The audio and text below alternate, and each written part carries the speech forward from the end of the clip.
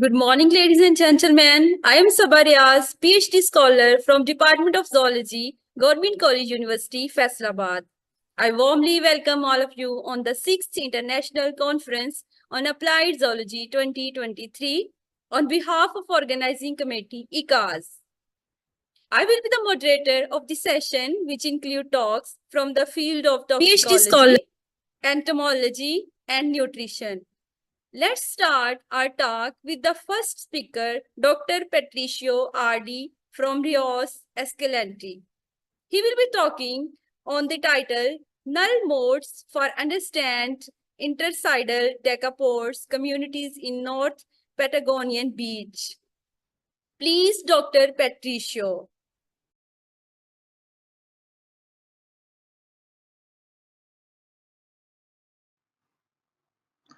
Hi, this is the presentation entitled Your Models for Understand Intertidal Decoupled Communities in North Patagonian Beach, Peyuin, 41, South Latitude, Chile, that is exposed by Patricio de los Ríos Escalante from the Catholic University of Temuco. It is the presentation entitled Your Model for Understand Intertidal Decoupled Communities in North Patagonian Beach, Peyuin, 41, South Latitude, Chile, that is exposed by Patricio de los Ríos Escalante from Catholic University of Temuco, Chile. The co-authors of this paper were Eliana Ibáñez Arancibia from La Frontera University in Chile, Farhana Agori from Karachi University, Pakistan, and Carlos S. from Universidad Autónoma de Chile, from Chile.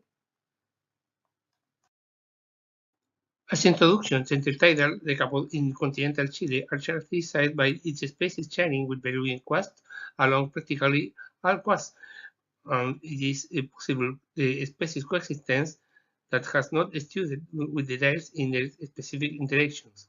The Chilean North Patagonia, that includes between 38 and 41 south latitude, is characterized by the presence of quast with marked wave exposure and low productivity conditions because don't allow high species richness. Finally, in Patagonia, south of 41 south latitude, the presence of inner seas and relatively low human intervention allow the presence of high crustacean diversity. In this scenario, it is necessary to study the decoupled community as a structured pattern considering the situation of relatively low pristine conditions. In order to study communities, one of the focus areas is use the null models, which are based on the previous condition that community is either random or there is no structure. These models are more robust than other kinds of statistical analysis. A null model is able in this study in order to better understand the ecology of intertidal decoupled community on a northern Patagonian beach. As material and method, the study site is the sandy beach with the small rounded stones called Peyuin Beach. That this is the geographical location and photographs, aerial photographs, that is located 4 kilometers south of Puerto Montt town in a semi-rural zone. This site was visited in 24 February 2020 during low tide. It is a map of study sites. Data collection. The first species identification was done in situ, were based in literature descriptions, and taxonomic identification was confirmed by worms 2022.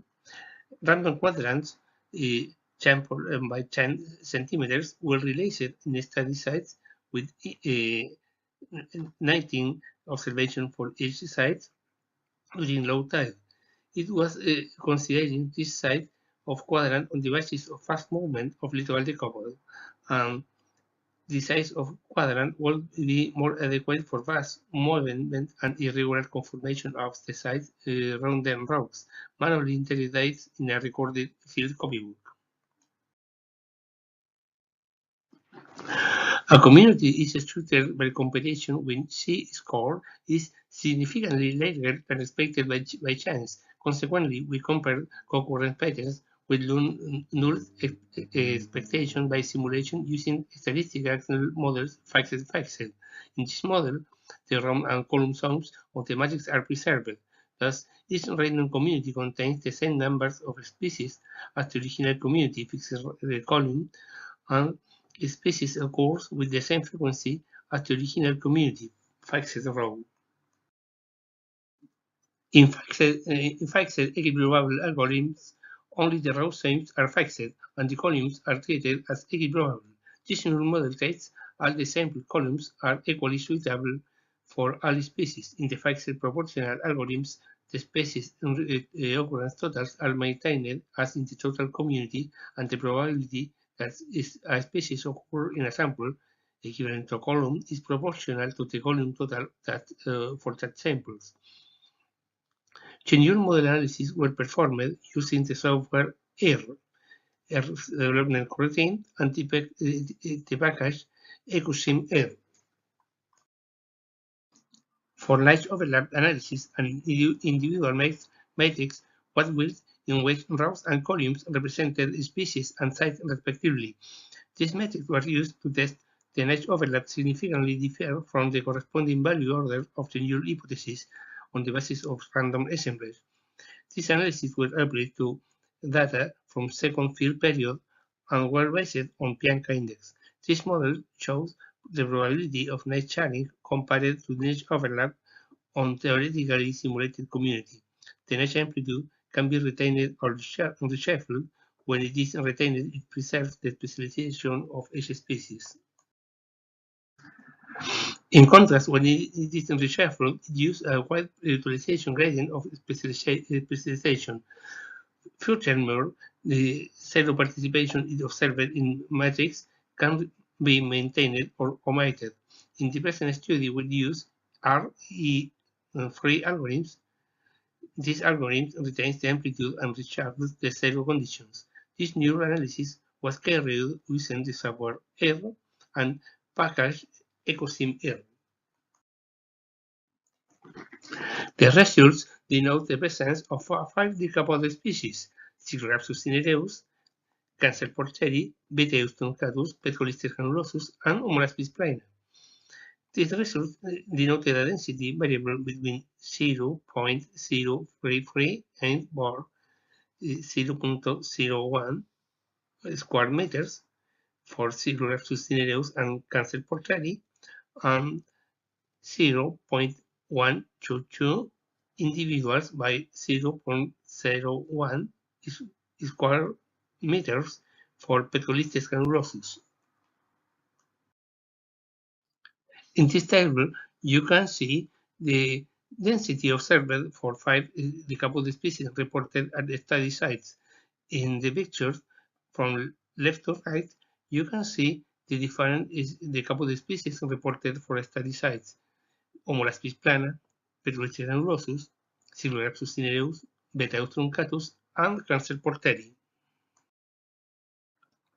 The results of neural models reveal that species association were random for fixed models, whereas denoted a structural pattern for fixed equiprobable and fixed proportional simulation models.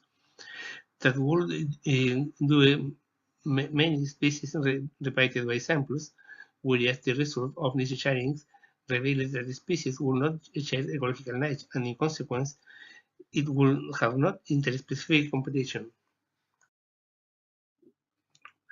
In this table, you can see the result of null models, species concurrence, and null model disease sharing for study sites. In this graph, you can see the result of the last table. You can see the result of three simulation of species concurrence null models and disease sharing null models. In discussion, the exposed results reveal that the species computation is similar to the description for exposed littoral coast in northern Patagonia, where species concurrence revealed random presence that in consequence would reveal the absence of species interaction. This result will be supported by night-shining null models obtained in the present studies. Nevertheless, the result based on size overlap in null models on intertidal decoupled in central Chilean coast and two different sites in exposed coast in North and South Chile reveal that intertidal decoupled communities has size overlap that in consequence will share ecological niche that in first instance will not support the results obtained in the present study. A possible cause that would explain this contradiction between null model results for explain intertidal decoupled communities would be probably the difference in oceanographic characteristics, mainly in terms of substrate conditions that will provide shelter for intertidal decouples. The results obtained in the present studies will reveal that it will be necessary more study for understand the interspecific interaction between intertidal decouples along Chilean coast. This is the acknowledgement for this study. Here is the reference of support for this study, and here is more reference for this study. Thank you for your attention and many blessings.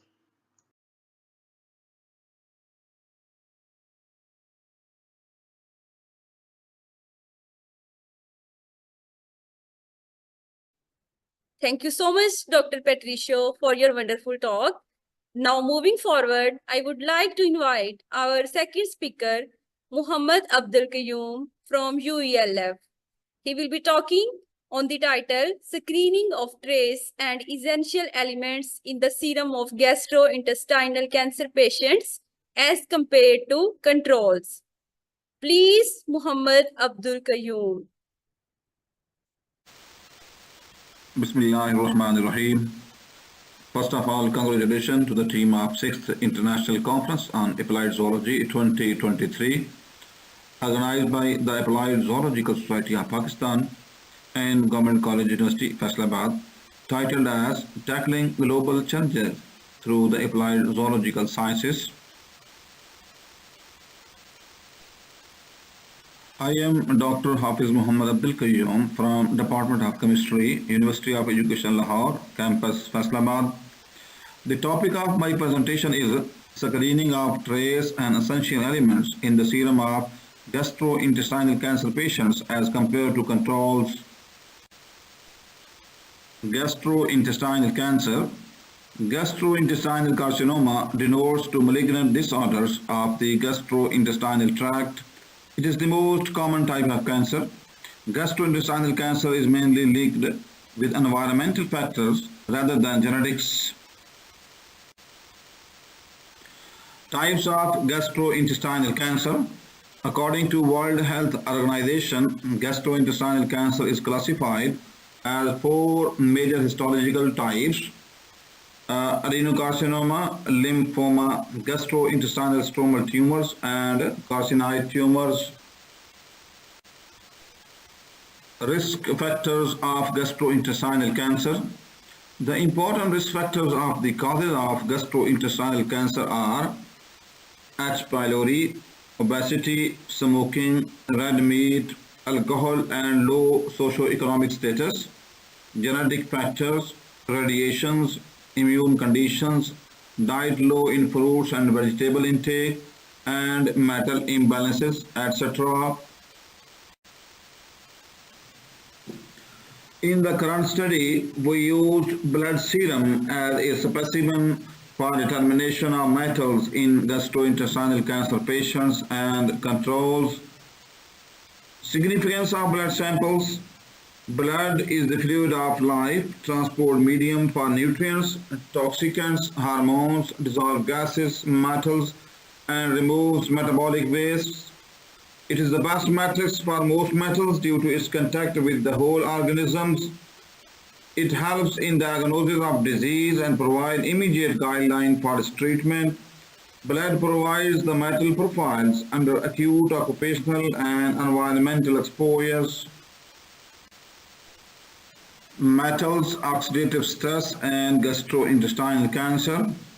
Redox active metals undergo cycling reactions, participating in the transfer of electrons between metals and substrates, and play an important role in the maintenance of redox homeostasis. Disruption of metal ion homeostasis may lead to oxidative stress.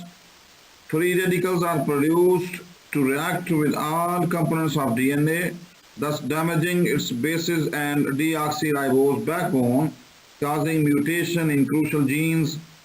This process of breakdown of metal ion homeostasis leads to oxidative stress involved in the plethora of diseases such as cancer. Following diagram clearly show the mechanism of cadmium metal to produce carcinogenesis in the gastrointestinal tract. Aims and objectives of the present study are to assess the concentration of selected essential toxic elements in the serum of gastrointestinal cancer patients and controls, to study the mutual relationships among the metals in terms of correlation coefficients, to examine the relative dissimilarities in the elemental levels with abode, dietary and use of tobacco habits, to note the significant variations of elements in different types and stages of gastrointestinal cancer patients, and to use the multivariate analysis for the origin of the elements. Statistical distribution parameter for selected metals concentration in the serum of gastrointestinal cancer patients and healthy donors are shown in this table.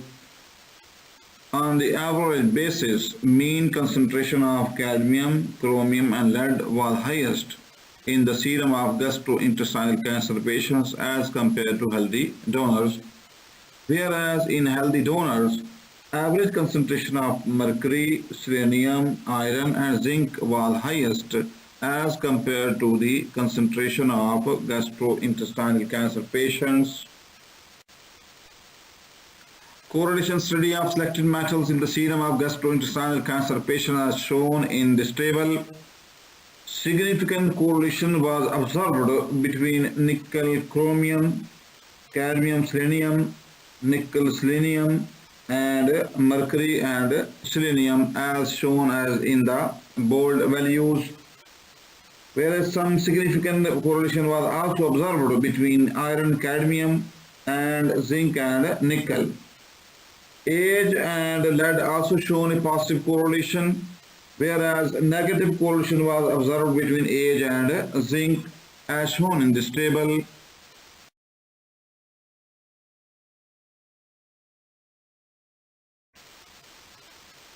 Principal component loadings of selected metals in the serum of gastrointestinal cancer patients and healthy donors are shown in this table. In case of gastrointestinal cancer patients, principal component analysis yielded 5 significant PCs with eigenvalues greater than 1, commutatively explaining about 77% of the whole data. PC1 showed highest loading for chromium, nickel, lead and selenium in the serum of gastrointestinal cancer patients. PC2 showed the highest loading for selenium. PC3 showed highest loading for mercury, whereas PC4 highest loading for zinc in the serum of gastrointestinal cancer patients. In case of healthy donors, PC1 showed highest loading for selenium and lead and iron, whereas mercury and chromium showed highest loading in PC2, whereas in PC3 nickel showed maximum loading, and the last PC showed highest loading for cadmium and zinc in the serum of healthy donors. Dietary-based variation of selected metals in the serum of gastrointestinal cancer patient and healthy donor are shown in these figures. On the average basis, mean concentration of chromium and nickel was highest in vegetarian cancer patients as compared to vegetarian controls, whereas in non-vegetarian cancer patients, cadmium, chromium and nickel was highest as compared to non-vegetarian healthy donors. Statistical distribution parameter for selected metals concentration in the serum of gastrointestinal cancer patients and healthy donors are shown in this table. On the average basis, mean concentration of cadmium, chromium and lead was highest in the serum of gastrointestinal cancer patients as compared to healthy donors, whereas in healthy donors, comparative average concentration of selected metals in the serum of gastrointestinal cancer patients based on type as shown in this figure.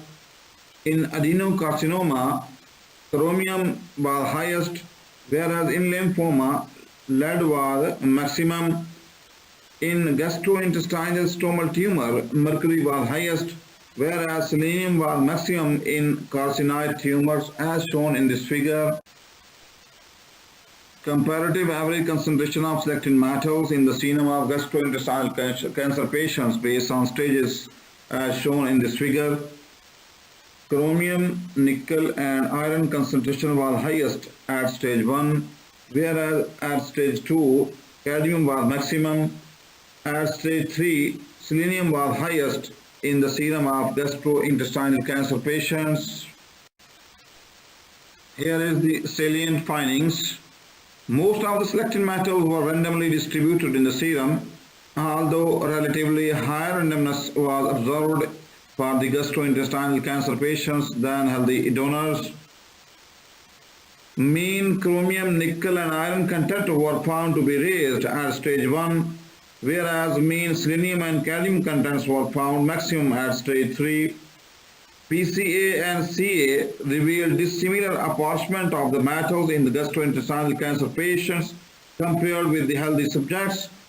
The outcome of the present research work confirmed that selected essential and toxic elemental levels might have specific roles in their pathogenesis and progression of the gastrointestinal cancer carcinoma in patients. Thank you for your attention. Thank you so much, Dr. Abdul Qayyum, for your wonderful talk. Now, I would like to invite Dr. Muhammad Rian from NARC. He will present his work entitled Evaluation of Wheat Straw and Physical Form of Total Mixed Ration on Feeding and Resting Behavior of Sheep and Goats. Please, Dr. Muhammad Rihan.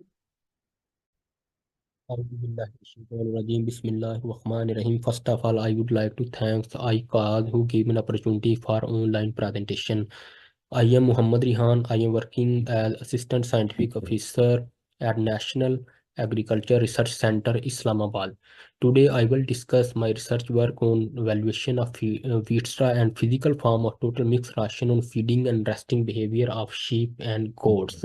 Before the start of presentation, I give the outline, introduction, review of literature, objective material, method, results, and conclusion. The introduction, we know that Pakistan agriculture country, total livestock share in agriculture is 14.36%, and there are different species, the sheep, goat, cattle, buffalo, and sheep and goat are major. There are 28 sheep breeds and 25 goat breeds are reported, and mostly the animals are sacrificed on Eid al-Adha. Mostly the small ruminants are fed on traditional feeding, conventional feeding, and traditional feeding. Small ruminants include tree leaves of non-leguminous plants, fresh leguminous forages, flowering cereal grass, refugees, hay, dry leaf fruits, and many types of herbs. So it is a need of the to use our indigenous feed resources such as wheat, straw, rice, and efficient way for maximum production of mutton. So we can fulfill the requirement of our country and can also support the mutton. As an alternative, traditional feed manufacturing technology is now gaining importance because in feed manufacturing technology, pelleted type of diet is more important because if you had the animal in pelleted form of the diet, then it may decrease the shortage of the food in the scarcity season, and transportation charges is also very less in pelleted form. That storage is also easy, and labor charges in intensive production system is very cost effective in many manufacturing technology. Component feeding and conventional TM are required extra labor and more wastage of the food. As an alternative, total mixed ration is no going important because pellet TM reduces the feed wastage, storage, and handling charges per unit. Before the start of the next slide, I will discuss the feeding behavior. Feeding behavior of animal is defined as what to eat and how much quantity to eat, and it is a direct indicator for the optimal productive development of the animal, and it directly influences the performance of the animal. The statement of problem of my presentation is total mixed ration is not commonly used, and its impact on behavior need to be explored for welfare point of view. The objective of my study include to evaluate the effect of different levels and physical form of total mixed ration on intake, growth performance, feeding, lying, and rumination behavior. This slide show the experimental diet, which I found there are two types of main diet, which are 15% and which are 25%. This table show the chemical composition of the diet which I offered the animals. The material method, this study was conducted at Smaruna Training and Research Center, Yuatra Campus Pattuki. For this study, total 64 animals are selected, 32 beetle male and 32 lohi male animal. This is the experimental design. There are 4 treatment. Treatment 1 include conventional total mixture with 15% wheat straw. Treatment 2 include conventional total mixture with 25% wheat straw. Treatment 3 include pellet TMR with 15% wheat straw, and treatment 4 include pellet TMR with 25% wheat straw. In each treatment, there are same number of animals, that is n is equal to 16. This is the statistical analysis which I have performed on the data. The individual animal was considered as experimental winner. The experiment was arranged 2 by 2 by 2 factorial design with 4 treatment and 2 animal types, rams and bucks as fixed fact. A factor treatment on response variable was analyzed by post-mix procedure of SAS. This model include, which I have studied in my experiment, is physical form and star level interaction between the physical and star level, and the value is called significant when p-value is less than 0.05. This is the result which I have observed in my study. This table shows the feeding behavior on different treatment. In this table, you can see that there is a significant difference between the pelleted versus conventional diet. When we see the pelleted diet versus conventional diet, we see that eating bowl duration per day was less in pelleted diet as compared to the conventional. The p-value is highly significant, 0.001. Similarly, eating size gram per eat was more in pelleted compared to the conventional diet. In eating rate, gram per minute was also more in pelleted, that is 11.134 gram per minute as compared to the conventional, where only eating rate gram per dry meter per minute is 6.57. This table shows the feeding behavior of different species. In this table, you can see that there is a significant difference between the both species, rams and bucks. In this table, you can say that eating rate gram of dry matter per minute was more in rams as compared to the bucks. Similarly, eating 5 gram per meal was also more in rams as compared to the bucks. Similarly, total eating time was less in rams and more in bucks. This table show the resting behavior of different treatment. In this table, there is no value significant, only one is value significant, that is total lying time minute per day. In total lying time minute per day was more in pelleted as compared to the conventional. This table shows the resting behavior of different species.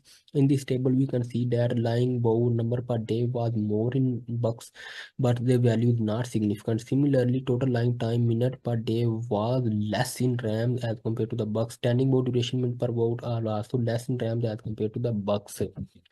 This is the growth performance of the bucks. In this table, we can show that there is evident evident of dry matter intake in pelleted versus conventional TMR. In pelleted TMR, with there is more dry matter intake as compared to the conventional, and their physical form straw levels were also significantly effective with p-value 0.01 and 0.03. But when we see that interaction not significant. Similarly, we can see that when we see the average daily gain was also more in pelleted type of diet as compared to the conventional diet. When we say the pelleted type of diet with two different fiber source, a level that is 15%, 25%. In 15% fiber with pelleted total mix ration perform better as compared to the pelleted TMR with 25% better. In this table, you can say that there is in pelleted TMR with 15% wheat straw average daily gain 0.192 kg per day as compared to 25%, where is only average kg per day 0.16. Similarly, feed to gain ratio was also significantly affected when we see the straw level, but their physical form is not affected. In this study, I have also checked the human pH because we are offering the more concentrated as compared to the refugees that way. But when we check the pH, there is no one see the pH below the average, that is 5.5 or less. If we pH go less than 5.5 or less, then we can say that ruminal acidosis, that is the no animal is showing the acidosis behavior or SARA subacute ruminal acidosis. We can also check the fecal score. Fecal score is also in the normal range. This table show the growth performance of the RAM. In this table, you can also see that samely the pellet total mix fraction perform better as compared to the conventional. Similarly, when see the pellet EMR with 20 and 15% wheat straw, 15% wheat also perform better as compared to the 25% wheat straw. We can conclude that eating rate in sheep was higher compared to bucks. Rumination was increase in fiber diet. Lying bow duration was shorter in rams. It can be concluded that feeding pellet TMR improved dry matter intake, growth performance. The dry matter intake and average daily gain were highest in bucks and rams. Pellet total mix fraction containing 15% wheat straw. Thank you for your attention. Thank you very much, Dr. Muhammad Rian, for your informative talk. Now, I'm highly obliged to invite Dr. Madiha Arshad from University of Education, Lahore. She will be talking on the topic determination of acute toxicity of arsenic nanoparticles and effects on antioxidant enzymes in musculus. Please, Dr. Madiha Arshad.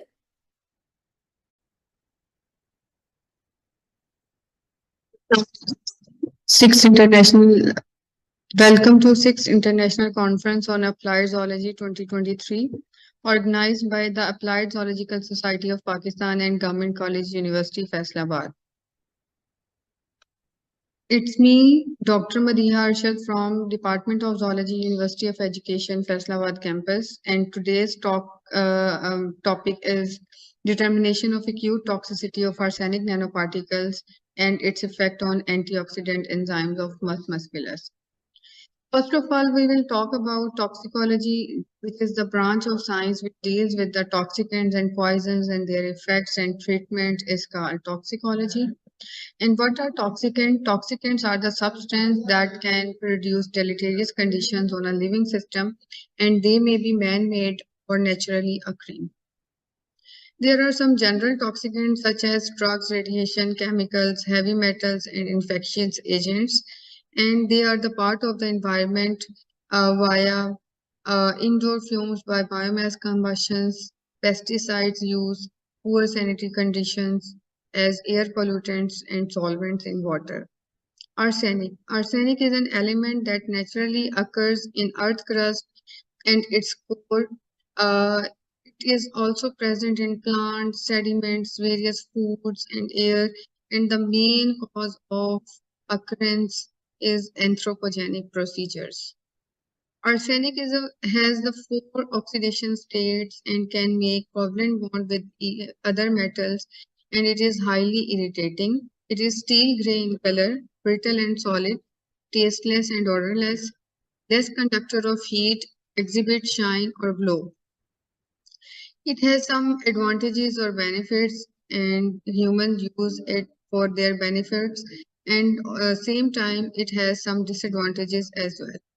It is used as organoarsenical feed additive as a treatment of such diseases such as diabetes, psoriasis, syphilis, skin and ulcers. It is also used in wood preservatives, glass making industries, mining, metallurgy, and semiconductor industries, and agriculture chemicals. It can cause cancer and cardiovascular diseases. It causes changes in behavioral patterns of animals and human beings. It's stored in the organs for the long times. It delays. It has the delayed decomposition. It is toxic to the plants and have adverse effect on the environment.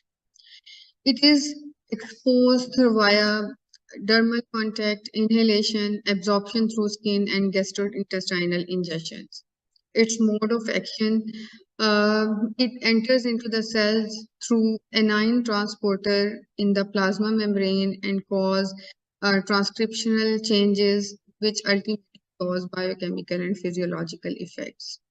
Arsenic causes oxidative DNA damage, and that's why chromosomal aberration or interference with cellular signaling happens that leads to the carcinogenicity.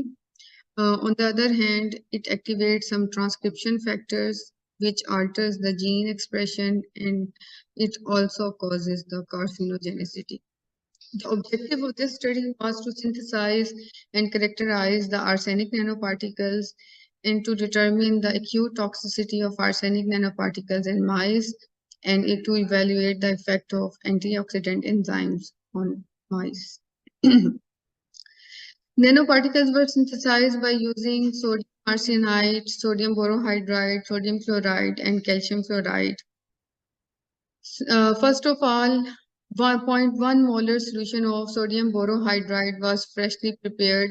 Sodium borohydride reduced arsenic 3 to arsenic 0, and its solution's pH was maintained at 7 to 9 pH by using sodium chloride as buffer. Arsenic concentration was maintained at 15.6 to 45.4 into 10 raised to power 5 molar solutions. In this study, the animal used was Swiss albino mice, which was kept in steel cages of 8 into 14 inches, and they were given with 12 hours standard light and dark conditions, and humidity was maintained at 40 to 45%. Chick feed was given, and water was ad-libitum. Arsenic nanoparticles were synthesized and given orally, dissolved in the distilled water for 1 month. The 20 total mice were used, which were divided into 4 groups: control, dose 1, dose 2, dose 3. These doses were calculated on the basis of LD50 value. All the UE ethical considerations were taken into account.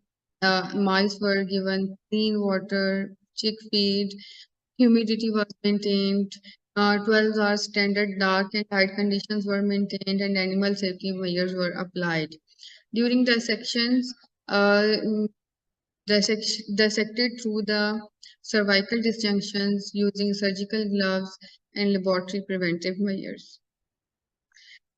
After administration of 30 days dose, 31st day was the acclimatization period, and 32nd day, on 32nd day, animals were sacrificed. Blood was collected for biochemical testing and enzyme estimation. To calculate the size of the nanoparticle, origin software was used and its 10.0 version was used.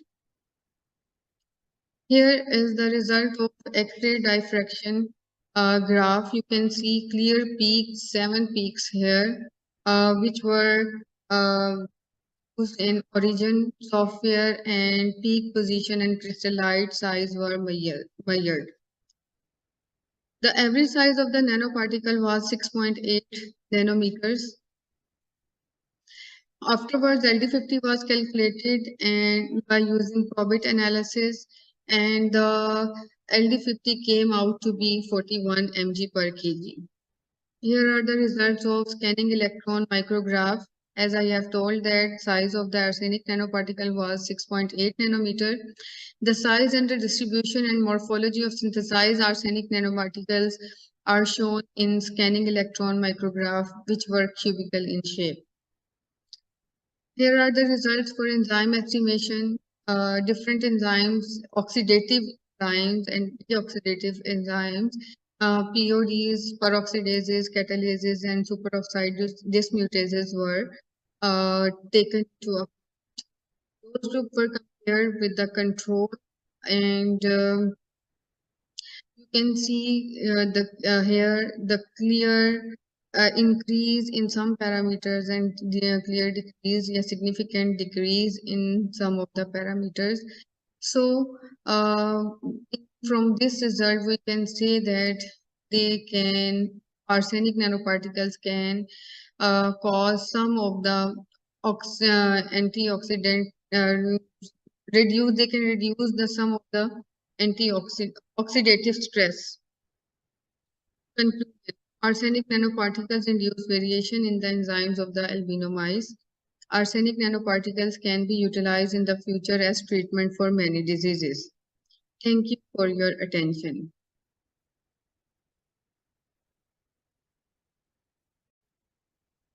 Thank you so much, Dr. Madiha Arshad, for your amazing talk.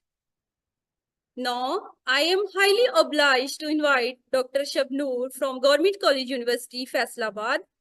She will be talking on the title Anti-Ulcerative Colitis Effect of Centonian Against Diclofenac-Induced Inflammatory Bowel Syndrome.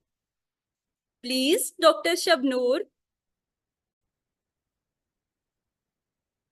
I'm presenting my research work as a online presentation in 6th International Conference of Applied Zoology that was organized by Applied Zoological Society of Pakistan, that gave me the platform to express my research work that is anti-ulcerative colitis effect of Centaurin against diclofenac-induced inflammatory bowel disease.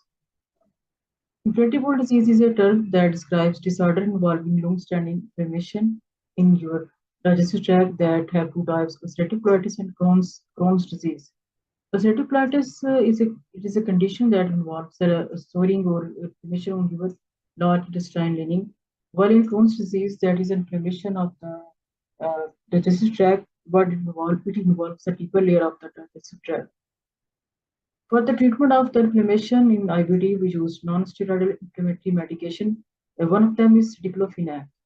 However, sometimes it increases the risk of developing the inflammatory bowel disease or worsen the disease in patients or people. Alternative medicine is used instead of the conventional medicine. One of the strategies of use of the compound from herbs or medicinal plants instead of standard medicine due to less or no side effects.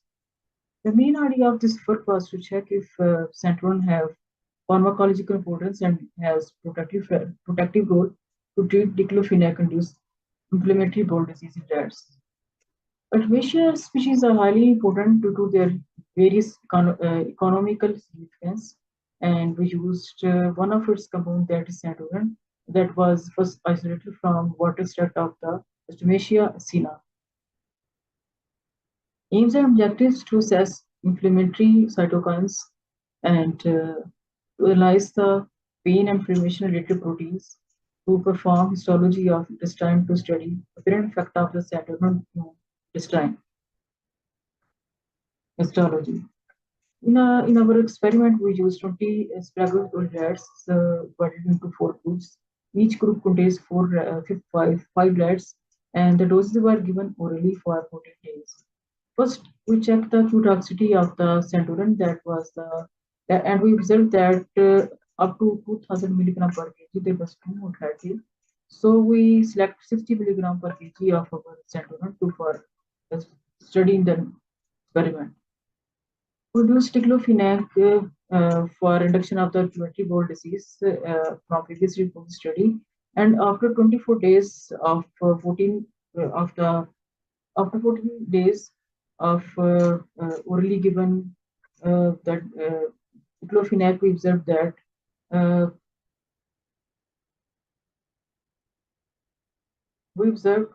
symptoms of inflammatory bowel disease such as diarrhea, rectal bleeding, weight loss, and anemia.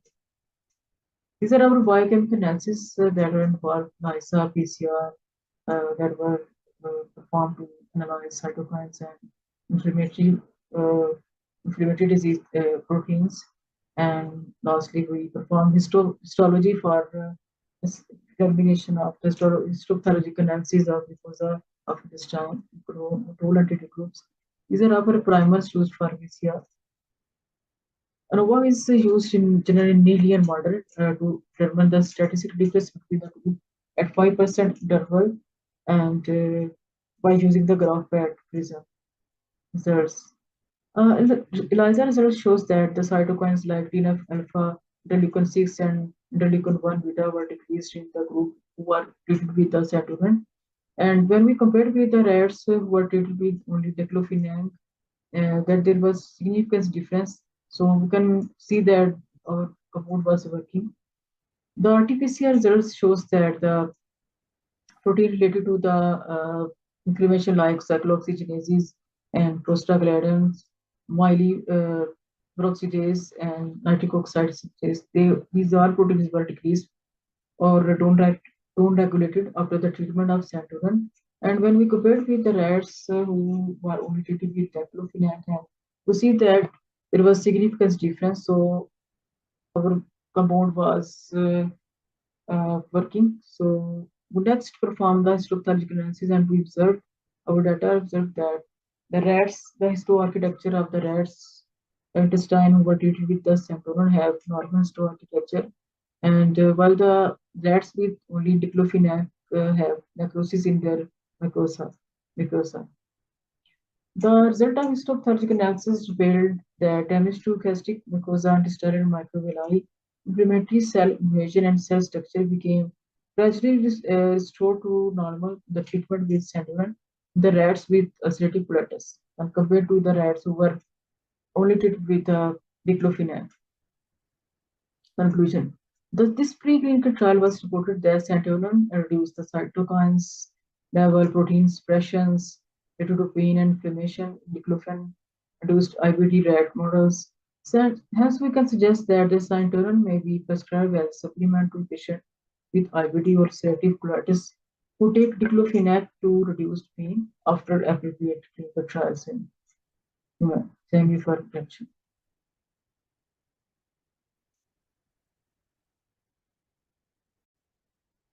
Thank you so much, Dr. Shabnoor, for your informative talk. Now, moving forward, I would like to invite Dr. Muhammad Haris from UVAS. He will present his work entitled Exploring Insects as Sustainable Alternatives to Conventional Protein Sources in Animal Nutrition. Please, Dr. Muhammad Haris. Bismillahirrahmanirrahim. Greetings to all and to every listener who is listening me.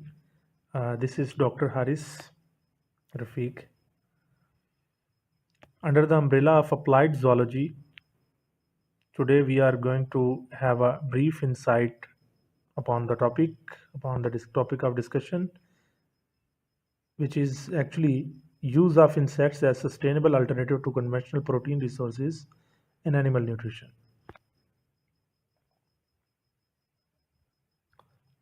So let's have a start. Insects are basically increasingly recognized as sustainable alternatives to conventional protein resources in animal nutrition for several reasons. Some of them are briefly given in the next coming slides. To discuss these benefits which we are going to achieve in near future, and currently a hot topic of discussion is there open, and researchers are already doing research upon this topic, is use of insect as alternative to conventional protein resources. A lot of benefits are there which make it sustainable to use insects as protein sources as compared to that of other conventional protein sources. Some of them are summarized as, first of all, is that insects can provide a very good term in the sense of high protein content, because insects are actually rich in protein and they are often containing high quality essential amino acids. These two reasons makes them very valuable resource for nutrition in animals, particularly when we are comparison their amino acids to the conventional resources of amino acid. They are more valuable. Efficient feed conversion. Feed conversion is a very important factor in order to determine the functionality of the resource which we are going to use. FCR, which is actually termed as feed conversion ratio. So this FCR is having a very good result in the case when we are using insects as a source of protein as compared to that of conventional protein resources. This makes insects as sustainable resource to use as a source of protein or amino acid obtained. The next very thing and the important source which makes it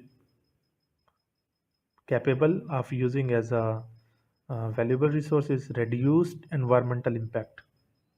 It is actually in the sense that insect farming generally has a lower environmental footprint.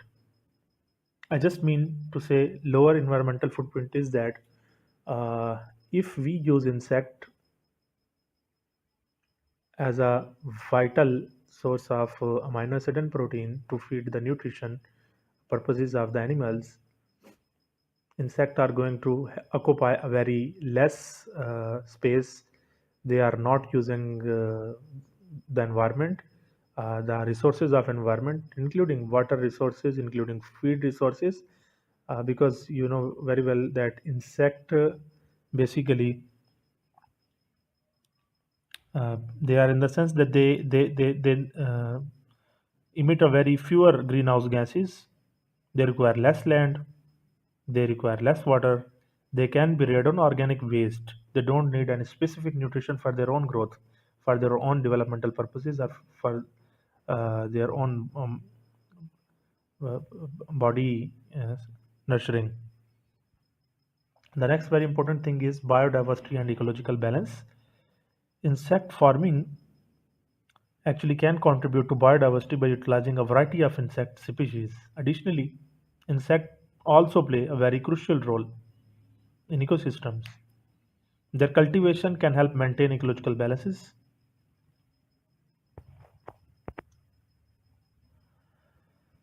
Insects are sustainable alternative to protein resources for animal nutrition in the sense that they are resource recycling. What does it means exactly? Resource recycling just means that insects can be reared on organic waste material.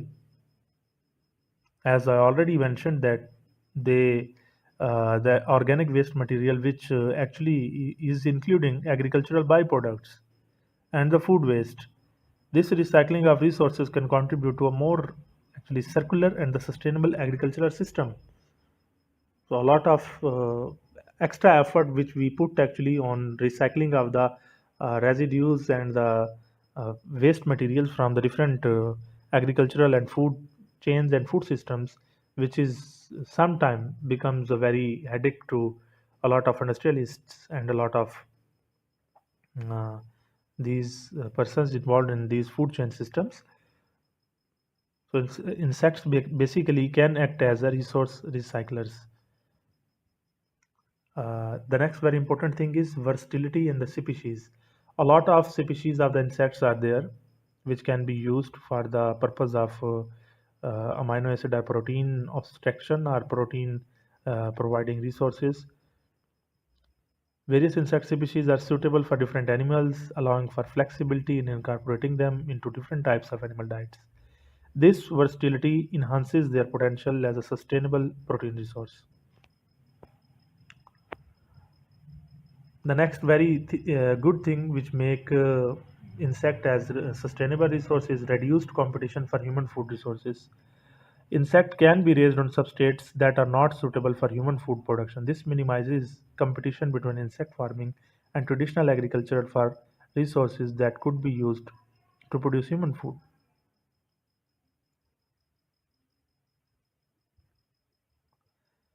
Insects are economically viable also. And how does it is? Insect farming has the potential to be economically viable due to its efficient resource utilization and protein production.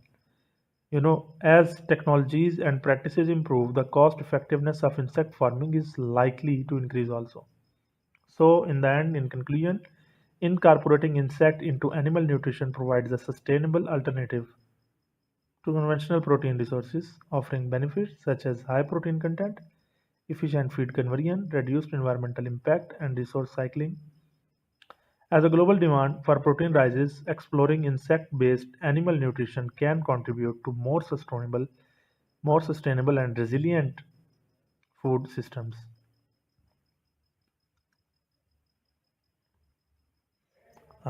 Any questions are welcomed, more than welcomed. Thanks for listening with patience.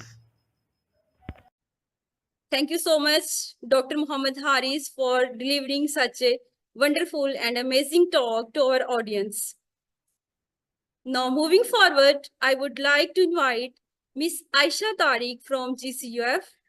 She will be talking on the title Green Synthesis of Spinach-Based Iron Nanoparticles, a Promising Way to Combat Iron Deficiency Anemia. Please, Ms. Aisha Tariq. Assalamualaikum. My name is Aisha Tariq, and today I'm presenting my research abstract in the 6th International Conference on Applied Zoology 2023.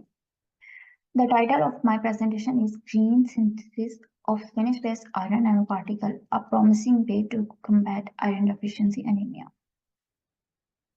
Anemia comes from the Greek word anemia, meaning without blood. It is basically a condition of red blood cell or hemoglobin deficiency.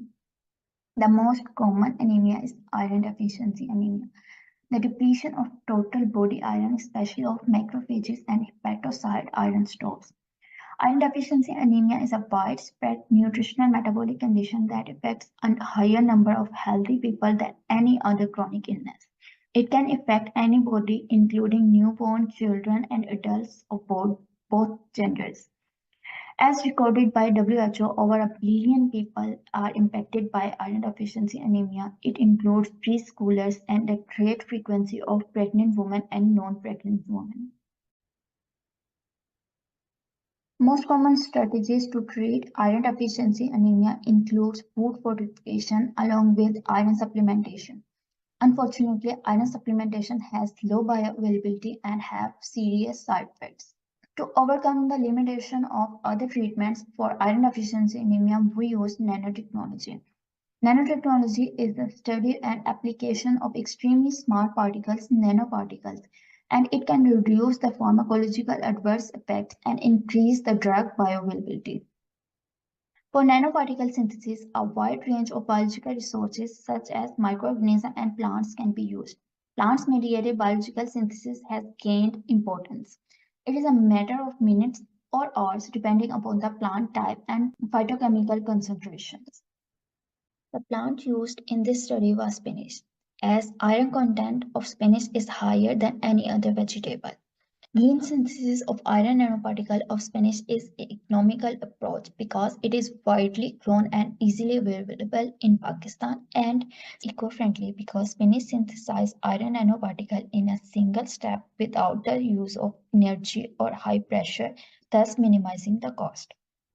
Nanoparticles prepared from spinach leaves are non-toxic and can be used for medical purpose in pharmaceutical industries. Methodology. Spinach leaves were washed properly and placed for sun drying for 3 to 4 days. The extract was prepared in distilled water and then filtered to remove any impurities. Iron salt solution was then added to the extract drop by drop, and the solution was left for 3 to 4 hours to be stable. The solution then centrifuged. The supernatant was discarded off and the residue were placed in oven for drying purpose for 3 to 4 days. The dried residue was then grounded into fine powder. The powder obtained is basically spinach-based iron nanoparticles. Characterization of the particle were done to check the purity of iron nanoparticles and the functional groups attached to the particles. For this purpose, FTIR, XRD, SEM, and UV visible were performed. After the confirmation, the spinach-based iron nanoparticles were given to the male rats which were previously induced with hemolytic anemia. Nanoparticles were given through oral lavage in a calculated dose of 4 mg per kg body weight per day. The treatment plan was of 21 days. At the end of the experiment, the blood analysis of rats were done to check the effect of nanoparticles on iron deficiency anemia. Characterization of Spanish-based iron nanoparticles were done. The peak in the FTIR graph represent different functional group of Spanish-based iron nanoparticles. The peaks in XRD represent the different orientation of the crystal in the sample which resembles the peaks of iron nanoparticles, thus confirmed. The UV visible spectrometry of Spanish-based iron nanoparticle represent its absorption and scattering of light in the UV region, providing insight into the size, composition, and optimal properties resemble to the ultraviolet visible of iron nanoparticles. Thus, iron nanoparticles were confirmed. Morphological feature. Scanning electron microscope of Spanish-based iron nanoparticle reveals the surface morphology and size distribution at different resolution of 0.8, 1, 3, and 5, as we can see in the picture on the right. Now, here are the blood analysis of the experiment we performed. The hemolytic analysis of all the treatment groups are represented in the table. G1 is the normal rats group, G2 is the anemic rat group, G3 is the anemic rat group treated with Spanish powder, G4 is the anemic rat group treated with Spanish-based iron nanoparticles, where G5 is the anemic rat group treated with commercial iron supplement. Spanish-based iron nanoparticle treatment showed the most significant effect, as we can see the highlighted parameters of G4 closely resembles to the parameters of G1, the normal group. Even more significant than the level of the G5, the group treated with iron supplement. Similarly, serum analysis showed the similar results as other blood parameters. We can see the highlighted level of serum parameters of G4 closely resembles to the highlighted level of serum parameter of normal rat G1 than any other group. Spanish-based iron nanoparticles showed the most significant effects than any other group, even G5. For safety analysis, liver function tests and renal function tests were performed. These showed that Spanish-based iron nanoparticles showed no effect on the liver or kidney, so the quantity of 4 mg per kg body weight per day are safe to use. This also shows that none of the treatment have any negative effect on liver or any renal function. We concluded from the bioevaluation study that Spanish-based iron nanoparticles shows the most positive effect on iron deficiency anemia. Nanoparticles made from Spanish leaf extract is a single step without the need of high pressure or temperature, hence using the least amount of energy. The present study concluded that the most effective treatment of iron deficiency anemia is Spanish-based iron oxide nanoformation as particles are safe to use. So in future, we can use Spanish-based iron nanoparticles for treating iron deficiency anemia in humans. Now, I am highly obliged to welcome our second last speaker of this session, Ms. Farah Noor from GCUF. She will talk on the curcumin nanoparticles help to heal HepG2 cells and in vitro study. Please, Ms. Farah Noor. Assalamu alaikum, dear researchers and participants on the 16th International Conference. I am Farah Noor from the Department of the Nutritional Sciences, Government College University, Faisalabad. Here I am going to represent a study on the curcumin nanoparticles help to heal the HepG2 cells, that is basically in vitro study. While moving towards, we are moving for the abstract. This is the introduction. Curcumin, basically yellow colored, orange colored compound that is extracted from the rhizomes of the turmeric. It has the biological significance of anti-cancer, anti-inflammatory in the wound healing properties.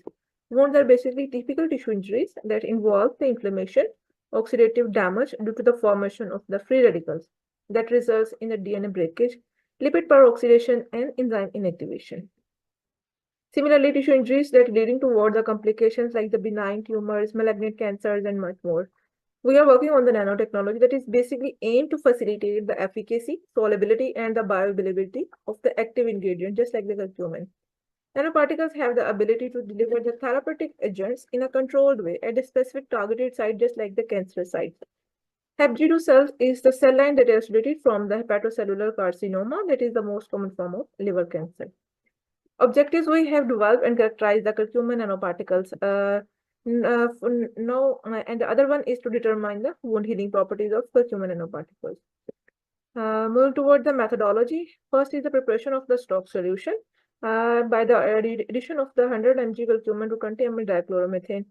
On the other side, 50 ml distilled water is boiled at 130 degrees Celsius. Add 1 ml of the stock solution dropwise. Then the solution of the color of the solution is turned orange. That is the first step. Solution added to the conical tubes, and these tubes are placed in the sonicated frequency of 30 kilohertz for 10 minutes.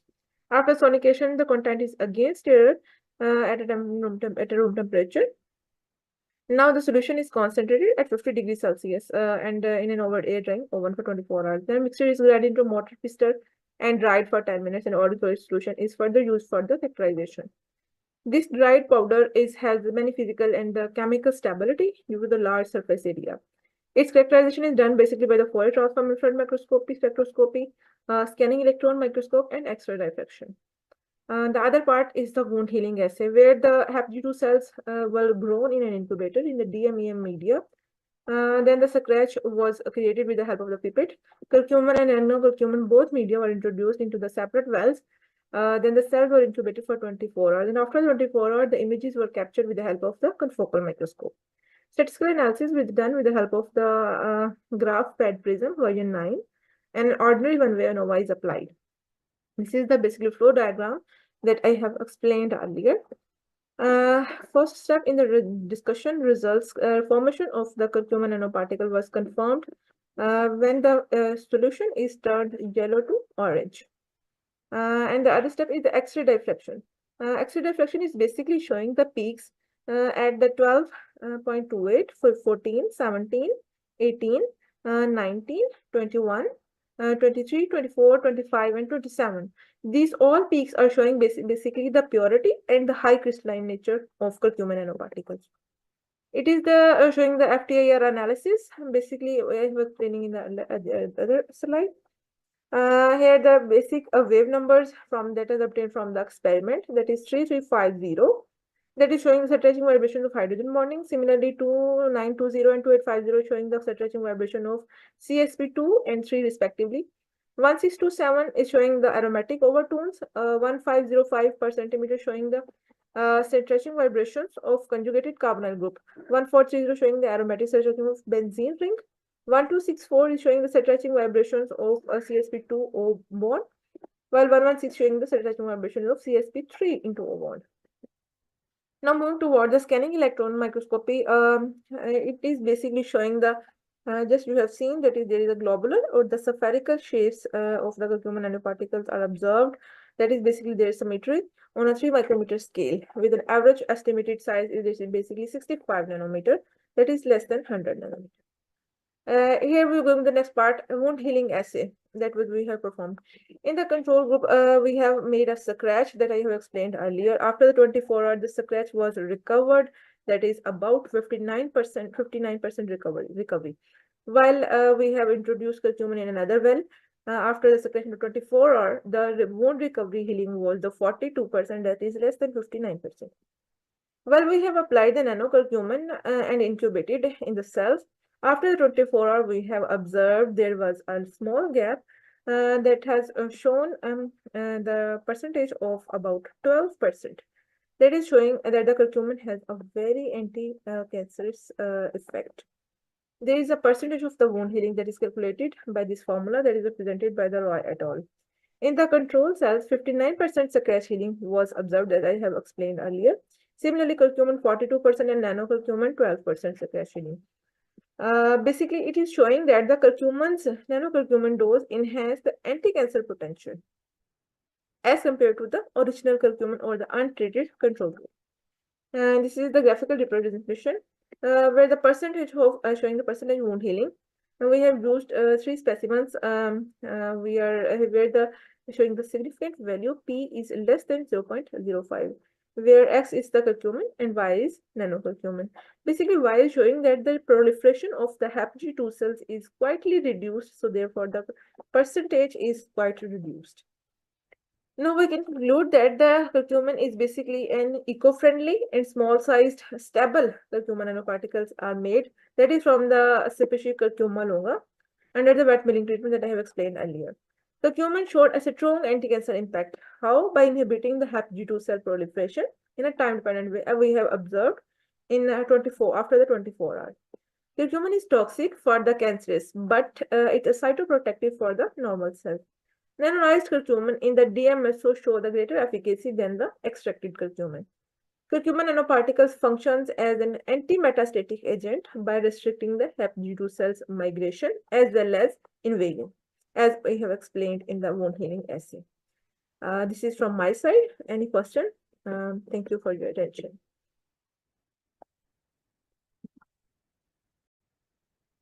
Thank you so much, Ms. Farah Noor, for your talk. Now, I want to invite our second speaker of this session, Ms. Aska Durrani from University of Education, Lahore. She will talk on the extraction of bioactive compounds from hemp seeds using recent extraction methods. Please, Ms. Aska Durrani. Greetings everyone, I'm Aska Durrani and I'm a student at the University of Lahore. So today we'll be discussing about the extraction of bioactive compounds from hemp seeds using recent extraction methods.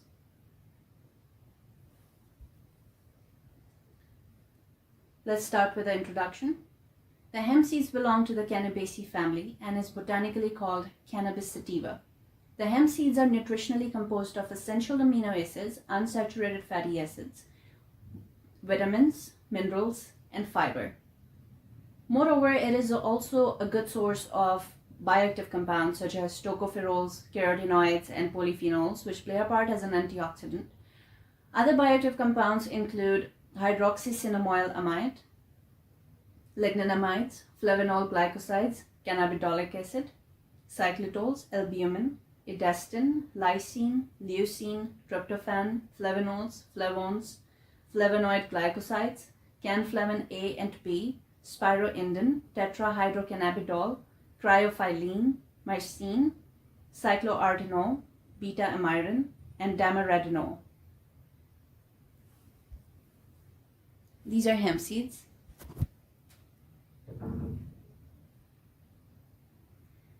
Hemp seeds, Cannabis sativa, which are a rich source of essential amino acids, essential fatty acids, fiber, and other components that have beneficial effect. Only a few plant sources contain all 9 essential amino acids, and hemp seeds contain all the 9 essential amino acids that are required by the human body. Hemp seed is a source of essential fatty acids, mainly polyunsaturated fatty acids, including omega-3 and omega-6 fatty acids. Hemp seed oil is gaining importance due to its polyunsaturated fatty acid content. Hemp seed flour is used to make different food products. Hemp seeds, on the other hand, have been widely used in bread making industry. Hemp seed is not only incorporated in food, but its utilization ranges from being used in paper, ropes, fabrics, fuel, antibacterial detergents, biodegradable plastics, and food products such as flour, oil, seeds, herbal teas, and beer.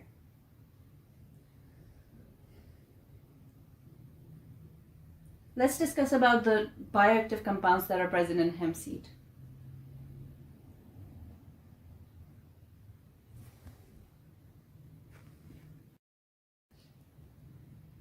Along with essential fatty acids, fiber, essential amino acids, minerals, and vitamins, hemp seed also contains other bioactive compounds, such as tocopherols, carotenoids, and polyphenols, which play a part as an antioxidant.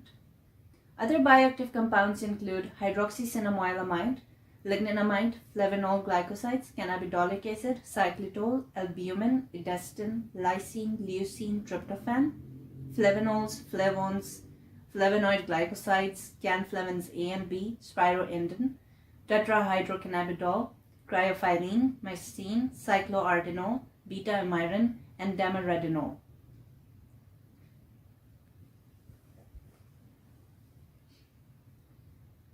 Now, what are the benefits that we get from these bioactive compounds? Hemp seeds are rich in bioactive metabolites such as essential fatty acids, essential amino acids, vitamins, flavonoids, and phenolic acids. Hemp seeds contain antioxidants that play a beneficial role in scavenging the oxidative stress-causing free radicals, hence leading to the prevention of certain diseases. Plant-based foods have long been known to use for metabolic diseases such as diabetes, obesity, cardiovascular disorder, and hypertension.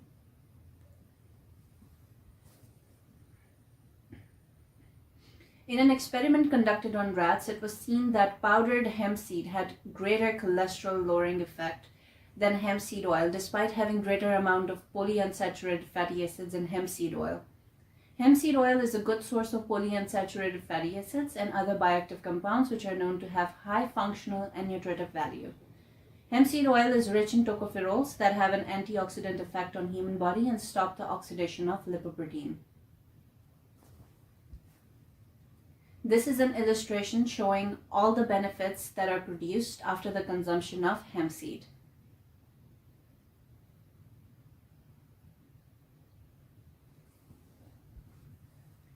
Now let's discuss about the extraction methods.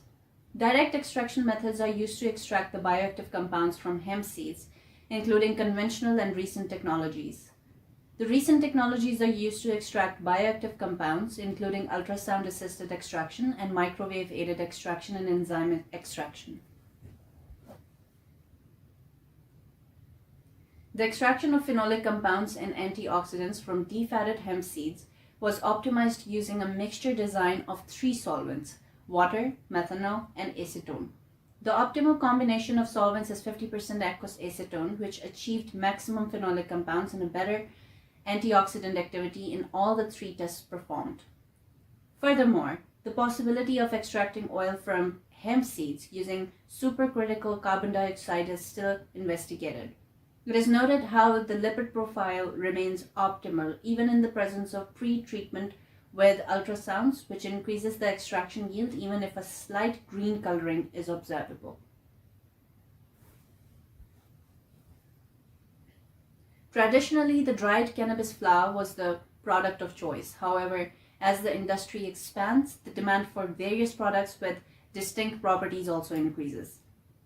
Therefore, multiple factors should be considered when selecting a drying technique or an extraction method to produce a specific product.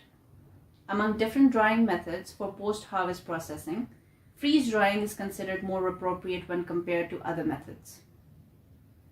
However, there is currently a lack of academic research and evidence to support this. Hang drying as a traditional technique is still the most convenient way to. The optimal combination of solvents is 50% aqueous acetone, which achieved maximum phenolic compounds and a better antioxidant activity in all the 3 tests performed. Furthermore, the possibility of extracting oil from hemp seeds using supercritical carbon dioxide is still investigated. It is noted how the lipid profile remains optimal even in the presence of pre-treatment with ultrasounds, which increases the extraction yield even if a slight green coloring is observable. Traditionally, the dried cannabis flower was the product of choice. However, as the industry expands, the demand for various products with distinct properties also increases. Therefore, multiple factors should be considered when selecting a drying technique or an extraction method to produce a specific product. Among different drying methods for post-harvest processing, freeze drying is considered more appropriate when compared to other methods. However, there is currently a lack of academic research and evidence to support this. Hang drying as a traditional technique is still the most convenient way to reduce the prevalence of molds and bacteria during storage before extraction.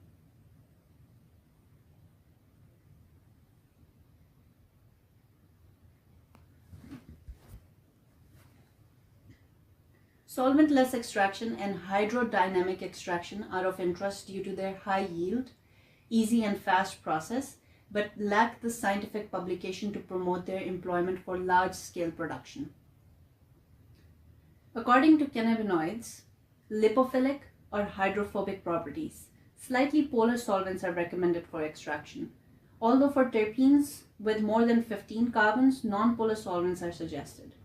Stock-slit and dynamic maceration are being used as the traditional methods, which are time and solvent consuming, but accurate enough to be compared with modern techniques.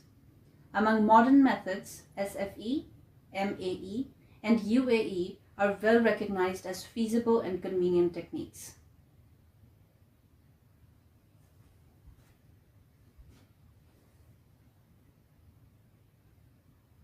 It is noteworthy that there is no universal extraction technique, as each extraction technique has its own advantages and disadvantages.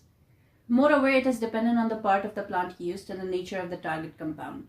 Considerable attention needs to be paid to the aim of the investigation at hand and the target compound when deciding on the pre-treatment approach of the input material and the extraction technique. Scientists motivated by the increased demand of extracting bioactive compounds present in plants and are in continuous search for suitable and more sophisticated extraction techniques. Thank you. Thank you so much, Ms. Azka Durrani, for delivering a very informative talk. Here the session of including talks from toxicology, entomology, and nutrition has ended. Now it's turn for our next session. Please connect it with us. Thank you very much.